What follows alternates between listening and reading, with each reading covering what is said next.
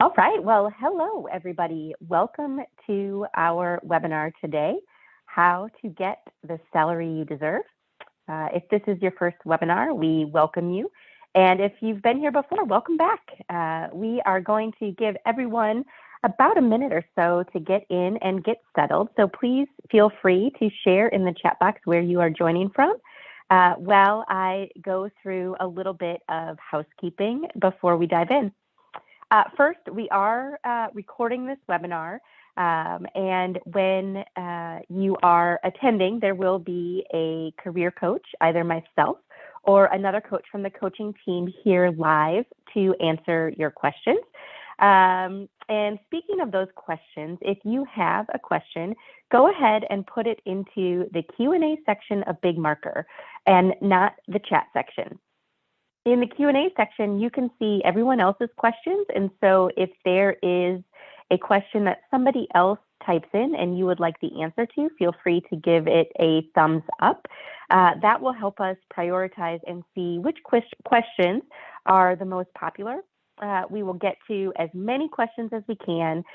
Typically, we can't get to all of the questions in the time that we have, but we will be able to answer quite a few of them. So I guarantee that you will learn something from the questions that we are able to answer.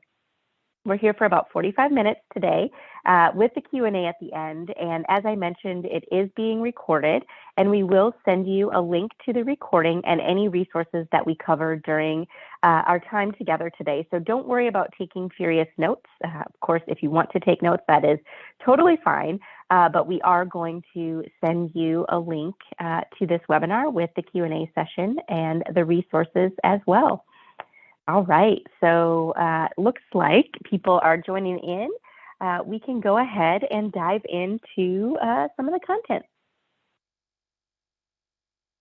The topics that we're going to talk about today are hopefully pretty timely and important for this overall general topic on salary negotiation. But we're going to talk about how companies set salaries for remote positions, how you can start the salary conversation with an employer during the interview process. We're going to talk about how you might be able to push off those questions a little bit to find out some more information so that when you're in a position of negotiation, you can be armed with as much information as you need. We'll talk about how you can ask for more and negotiate even flexible and remote job benefits. And as I mentioned a couple times already, we will round out our talk today with a live Q&A. All right, so how do companies set salaries for remote jobs? As you probably know, remote jobs really do away with some of the traditional markings of work, such as offices, professional dress, strict start and end times, and just to name a few. But another way remote jobs can disrupt traditional work norms are the different metrics that companies use to set their salaries. And there are three main ways companies will set salaries for remote jobs. The first one is the location of the actual company office or the headquarters. So some companies will have set salary ranges no matter where their employees live. For example, Chef, which is a company based in Seattle, Washington, they create salary bands for each job at each level, putting the midpoint of that band at 70% of their local market, with some flexibility if they offer an employee a job that lives in a more expensive area. So they might flex that a little bit based on where the company lives, but for the most part, they are setting their salary based on Seattle rates with a little flexibility. Another way that companies will set the salaries for remote jobs is the location of you, the remote worker. So this allows the company to be cost competitive and draw the best talent pool, no matter where people are located. So if you have a potential person living in New York City that you're wanting to hire, you would set the salary based on going rates or average rates in New York City if this company was using the location of the remote worker. For that same job and somebody else living in, maybe a less metropolitan or of course more rural area, the salary band would likely be different based on the location of the remote worker. And finally, the third way that companies will look at and set salaries is based on general market trends. And these employers generally base wages from national salary data rather than being more location specific, either by the company or the location of the remote worker. So with that information in mind, before embarking on salary negotiations, it is important to do your research. So as you're applying to jobs and getting contacted for interviews, the salary piece of it is a piece that you want to research before going in and having these conversations. So in terms of research, where do you start and what do you do? You can see on the slide several different sites that will offer salary data. Your goal would be to research and find the going rate for the specific job or as close to it as you can at places like PayScale and salary.com, glassdoor.com. Career One Stop does have a salary finder, and LinkedIn also has a salary component on that site as well. Now, each of these salary calculators will gather data in different ways. So try using more than one to get a full picture of what the range might be for the particular job you are aiming for. You might have to search for different job titles. Sometimes companies get a little creative with job titles. So if it's a customer account representative, but the job is a happiness engineer or something like that, you can flex the job title a little bit to still give yourself a bit of an idea. Be sure that you research the salary information on these sites according to the company location, your location, as well as nationally. So those three ways that companies can set remote salaries, you will have ranges. You'll have three different ranges for each position, so you can be prepared no matter the model that the company uses. And from this research, you should have the initial requirements to be able to either answer salary-based questions or to initiate the conversation at the appropriate time in the interview process. So speaking of initiating the conversation, can anybody guess which interview is best to bring up the salary discussion? You can put that in the chat if you want. I like to ask this question just to sort of see where we're at. And as those answers come in, how many think it might be a good idea to bring this up in the first interview? So mixed bag there with some of those answers. For those of you who guessed the second interview, you are correct. This is something that you definitely want to be strategic about. Even though second interviews are the best time, overall, always try to avoid being the first one who gives out a number or a range. So if a potential employer asks you for a number, like what are your salary expectations for this job, you could turn it around and say, especially if you want more information, what have you budgeted for this position? Or what is the typical range for this position here at this company? One of the other things that you can also talk about and bring up are other work-life balance benefits to get an idea of what that might look like that you will also be able to consider as part of the compensation and benefit package. So for instance, you might be able to say, for me, it's about the offer in its entirety, including some other benefits. Can you tell me about work-life balance at the company? So these are some ways that you can turn it around and expand the conversation. Some other tips are, you might not want to wait to have this conversation about benefits and about salary until the offer comes in. If that's how it works out, that's still okay, and you can still negotiate. If it doesn't happen in the second interview, or you're in the process of responding to an offer. Fridays are the best time to negotiate or the best time to ask, believe it or not.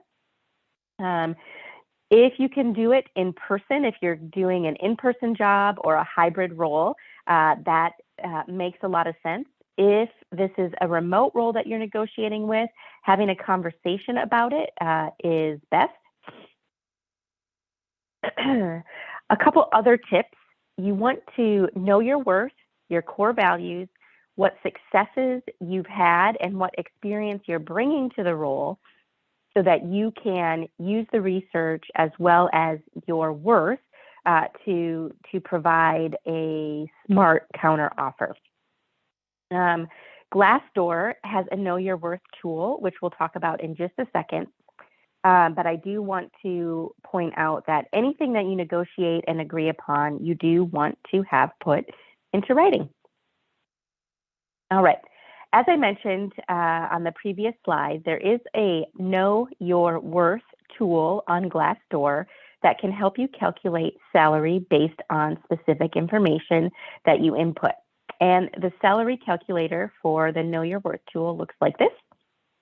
I put in an example here for a remote marketing manager with 5 years of experience who is interested in a position at United Health Group. You don't have to put in the company name, but you can, and the more information you have, the more close you'll get or the more accurate the calculator will be. You can use this information then once you hit enter or estimate salary. You can use that dollar amount, that estimate, with the other information you found on PayScale and Salary.com or those other sites that you explored. So this is really going to give you a range. It will allow you to see if the range is something that you're comfortable with for the job, and it will help you think through how you can negotiate once you begin that process in the interview stages. So as we talked about, not necessarily the first interview where you want to have the salary conversation come up, but you may have found yourself in a situation where you were asked about salary and you weren't sure how to answer. And I'm sure many of us have been there. So let's talk strategies about what you can do when you receive this question early on in the process. So you are in the interview and the interviewer comes right out and asks, what are your salary requirements for this role? How do you keep the conversation going without giving anything away first? The first thing that you can do is, really sort of dodge the question or avoid answering the question, but staying positive and saying something like, I'd like to learn more about the position, the responsibilities, and how success will be measured before we talk about salary. And sort of just wait and see what the interviewer responds with. You could also say it slightly differently and say, I'll need to know more about the goals and scope of the position and how it fits into the company in order to be able to discuss salary. All right. So you're very forward thinking. You're looking ahead to ways that this role is measured as success, which organizations, like, and they will know. So you can have a little bit more of a conversation, hopefully, around that before diving into numbers. Also, being very reassuring that you're not wasting their time and saying something like, if all the other pieces fall into place, I'm sure salary won't be an issue. Or you could simply say, I'm not here to waste time. I'm sure that if this is a good fit, we'll be able to come together on salary. Another way to pivot the discussion is to ask again about, can you tell me more about how performance will be evaluated? Or another way, for now, can you tell me more about the growth potential for this position? Finally, and we talked about this briefly, turn the question around and instead of you answering what you had as far as expectations for the salary, ask them, can you tell me about the salary range you have in mind for this role?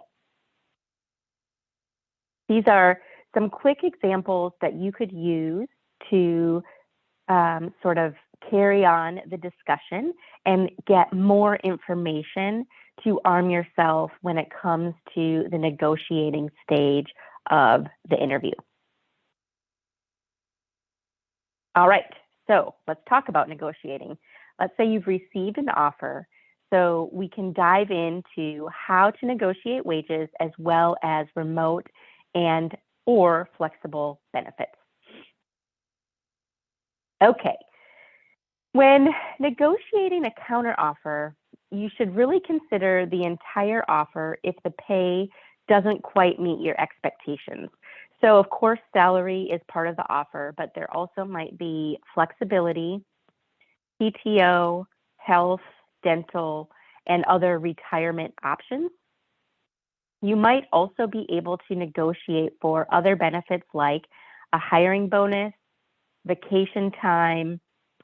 One that I find is pretty common is setting up an early review with a chance for pay increase, earlier than on the traditional annual basis or whatever the company has set up to do.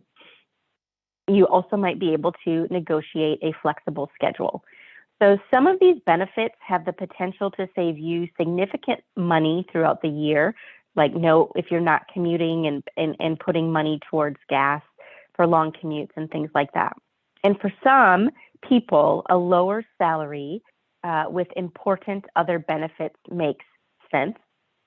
But you need to consider the benefits, the flexibility, and the salary that you want and that you need, right? So you'll have your own salary band, your own flexibility band, and your low end of that will be what you absolutely need, and the high end would be what you want and what would be great. This is what I did, and this is different for everybody, but as an example, I really needed to have remote work, flexibility, and a job that I could travel with because my husband was in the military, and it was important for me to be able to have those opportunities. And so I was able to look at it for me and my situation at the time and put somewhat of a dollar amount of what that flexibility and that remote opportunity was worth to me in that instance when I first started working remotely. You might be able to do that as well. Everybody's situation is unique and different, which is why it's important, really to look at the whole package. To learn about these other benefits being offered, certainly you can talk about it, you can ask about it during interviews. We mentioned this earlier in the presentation. Other work-life balance programs or policies that you might find out about through research on the website or in your conversations are things like there might be discounts available to employees for food, travel, technology, gym memberships. Glassdoor sometimes will have work-life balance ratings or reviews for certain companies.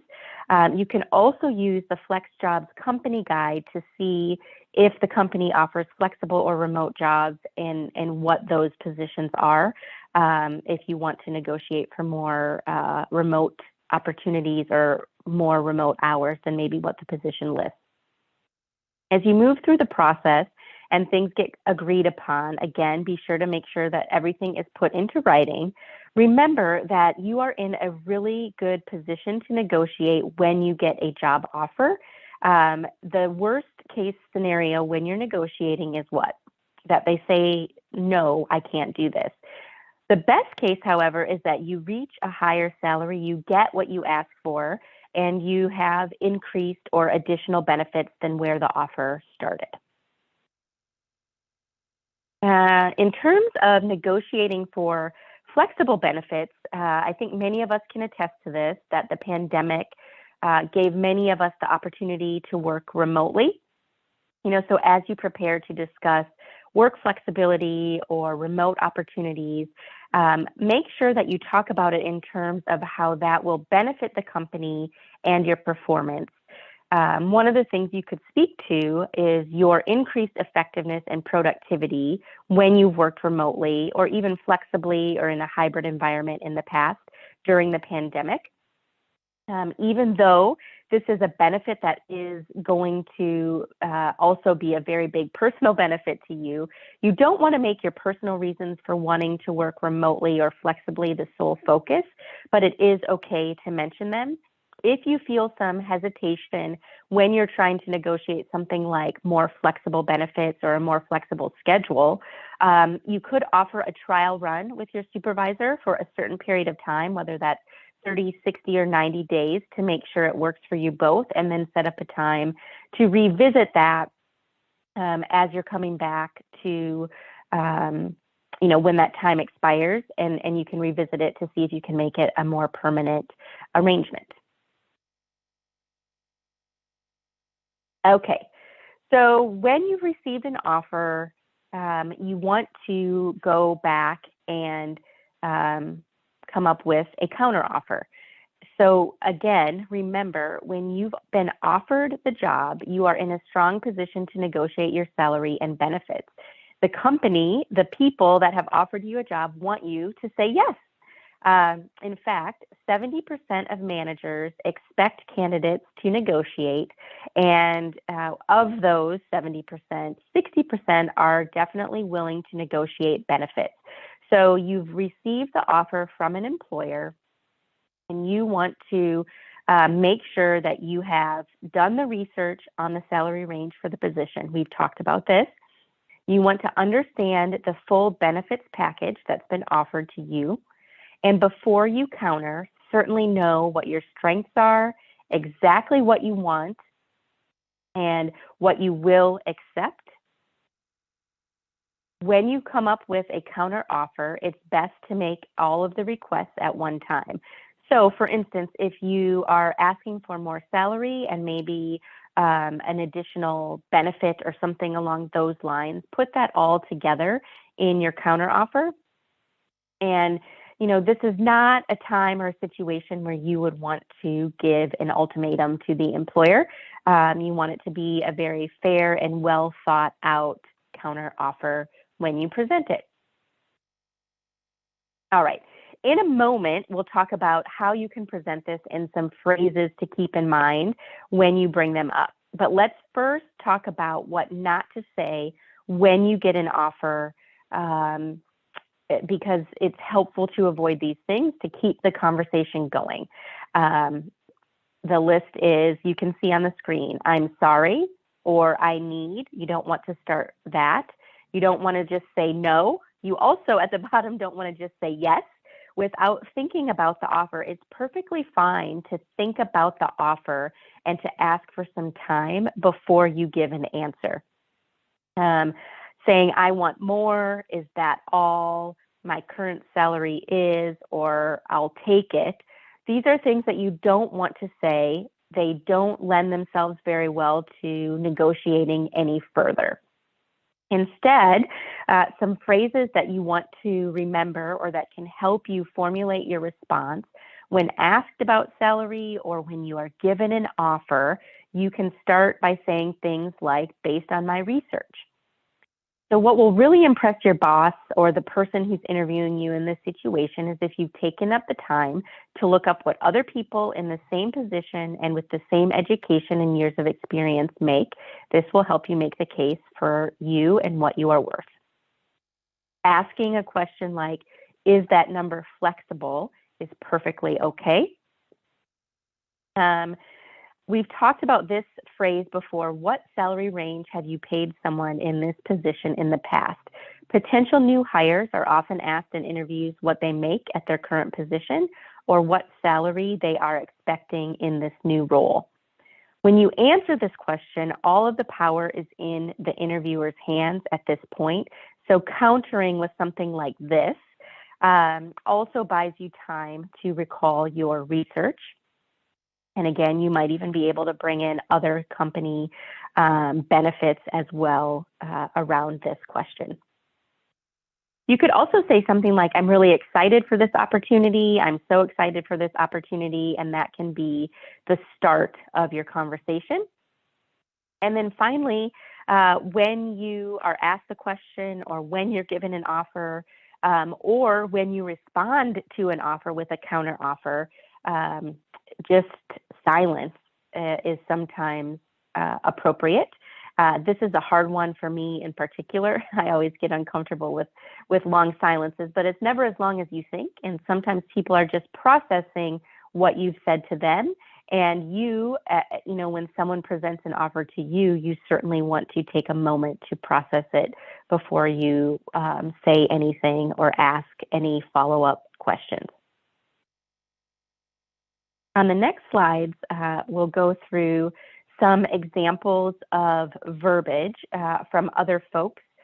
I share these with you because not only do we think they're good examples, but these are places for you to start formulating some of your content yourself of how you might want to respond to salary requests or offers or negotiating conversations. It's important that these are in your own tone and in your own voice, and so you will work on them so that it fits your style and who you are. But the first one, I'm really excited to work here. So thank you for this opportunity, right? I'm really excited to work here, and I know that I will bring a lot of value. I appreciate the offer at $58,000, but was really expecting to be in the $65,000 range based on my experience, drive, and performance.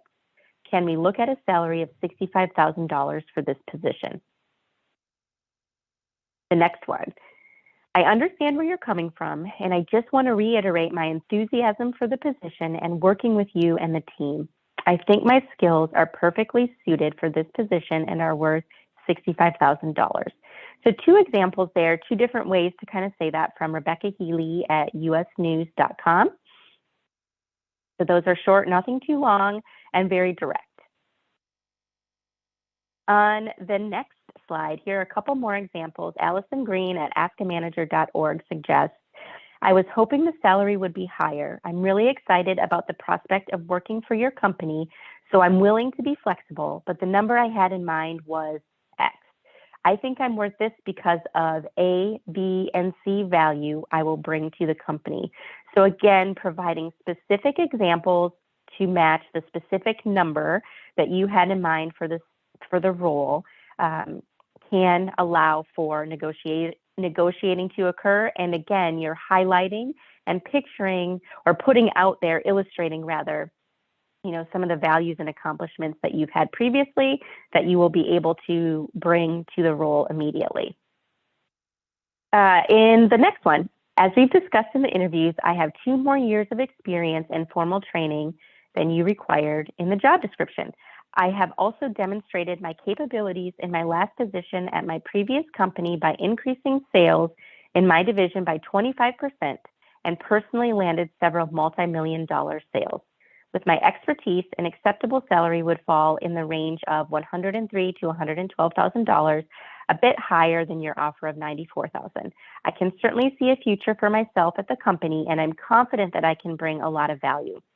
I know that we can come to a mutual agreement on an acceptable salary. And this is from Louis Lynn at louislynn.com. So again, providing examples and backing up your data with what you can accomplish and provide the company. Practice, practice, practice. Confidence is key. And remember, what's the worst case here? That it's no, but the best case is you make more money and you get an increase in your benefits.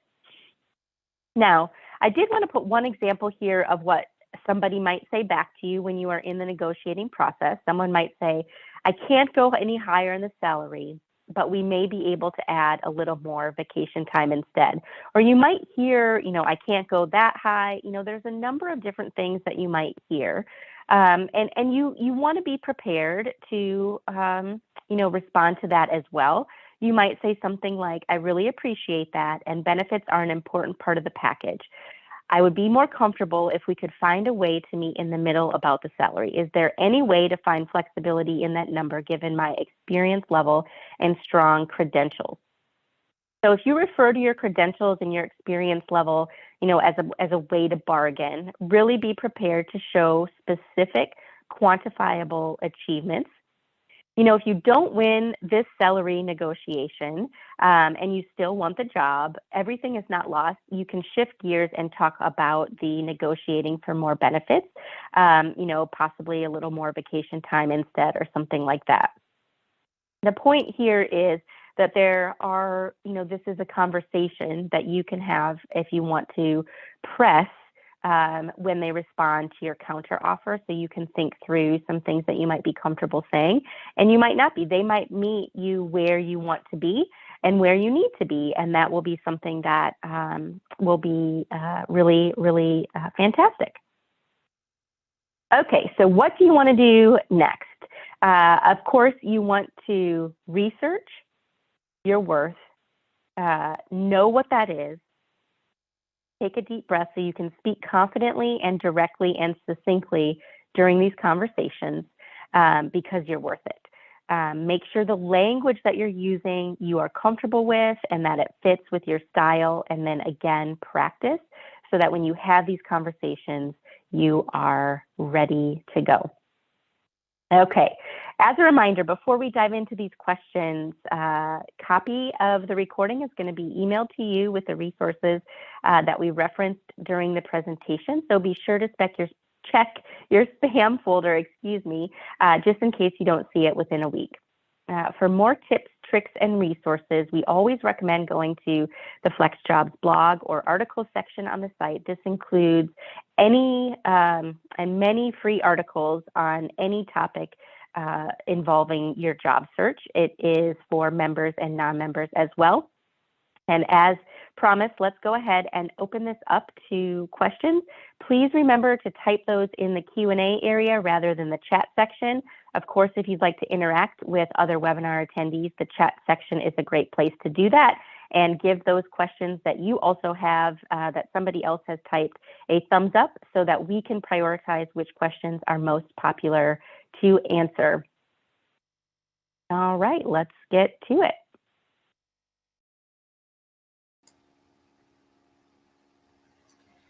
Hello, everyone. My name's Anne. I'm a career coach here at FlexJobs. Can somebody let me know in the chat if you can hear me?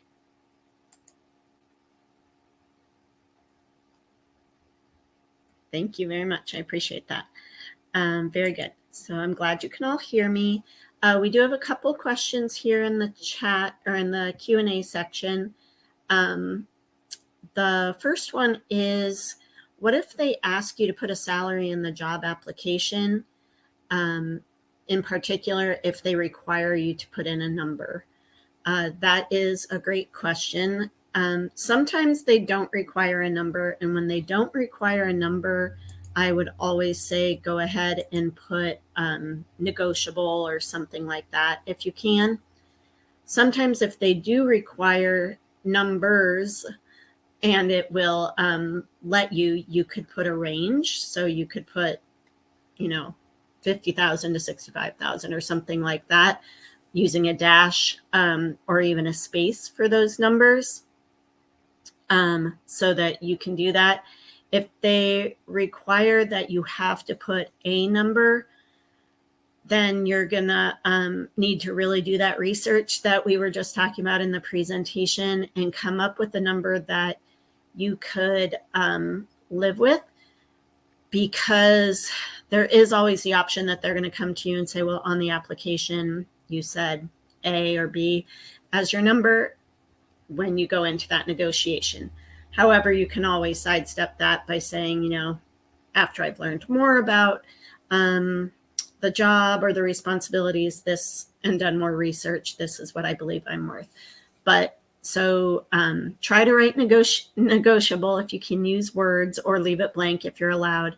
If you can't, try to put in a numerical range. And then if you can't do that, put, a number that you're going to be comfortable with and go with it on that. All right. So our next question is, yes, can we provide the Know Your Worth possible salary calculators that we mentioned? Yes, we will make sure we include those in the handouts and links that get sent to you after the webinar. I believe those are in one of the ones that are already in here, but I'll make sure to add them if they're not.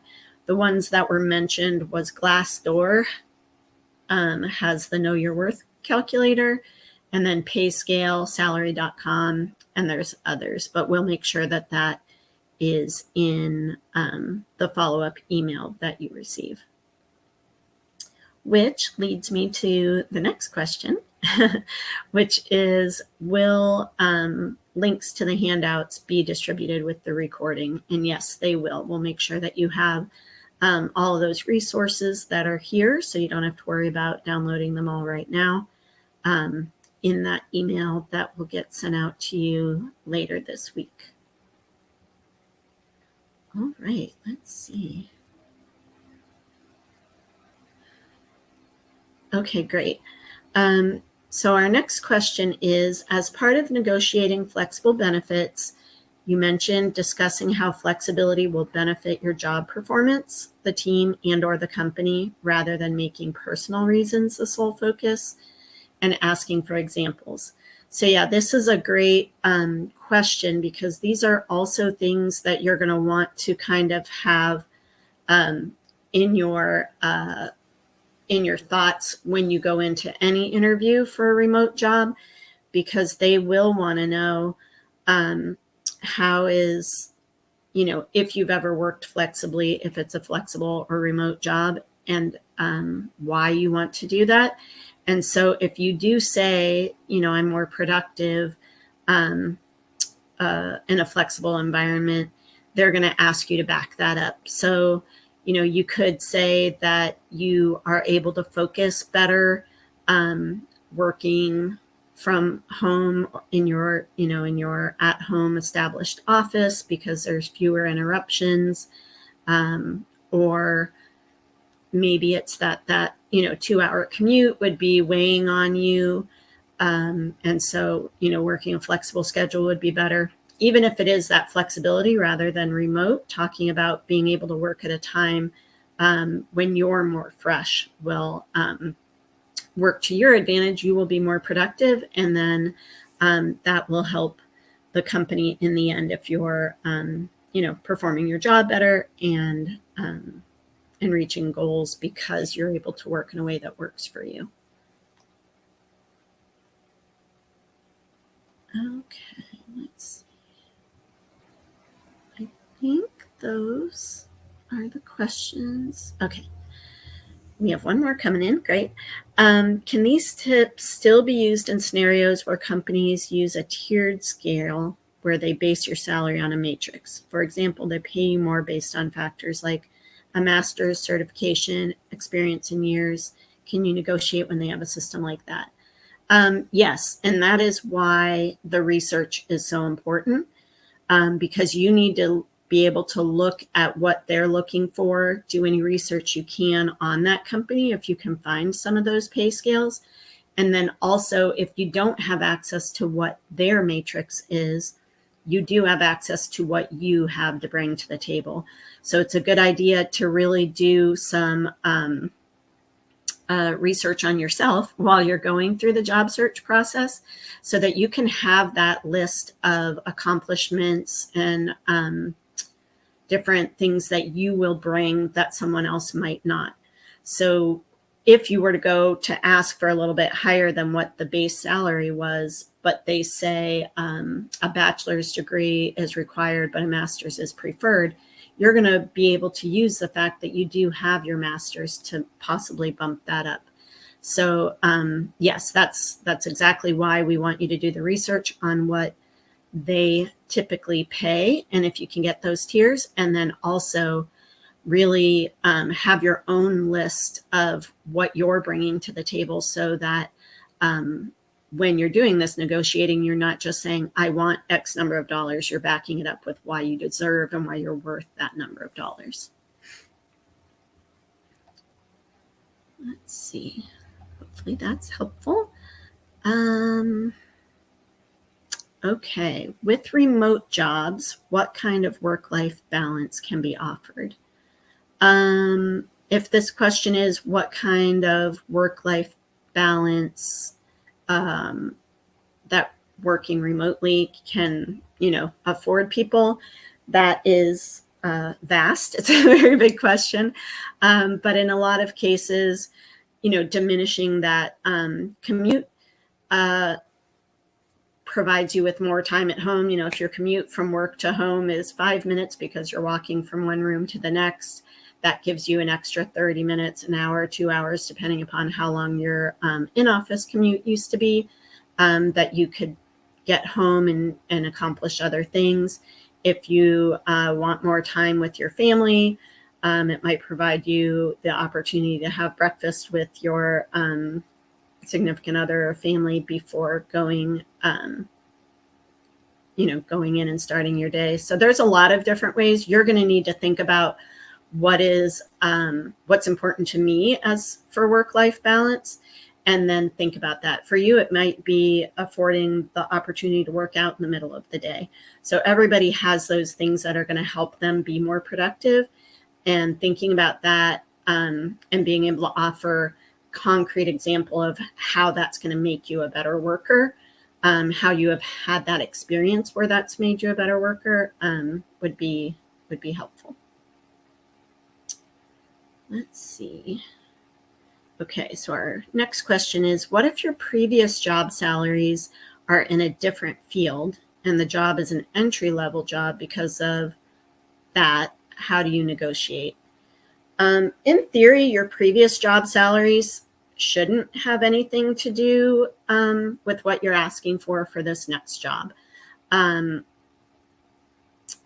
Some companies will ask that, and it's not really relevant. So if it's required, I suppose you must, but it is illegal in some places to ask that question. So if you're asking for yourself when you're thinking about what you're worth, again, we're going to take out of consideration what your previous salary was, unless, if you need a certain amount of money to survive, of course, you're going to look for a position that will provide that salary. And if you are going for a more entry-level job, I guess I need a little more clarification.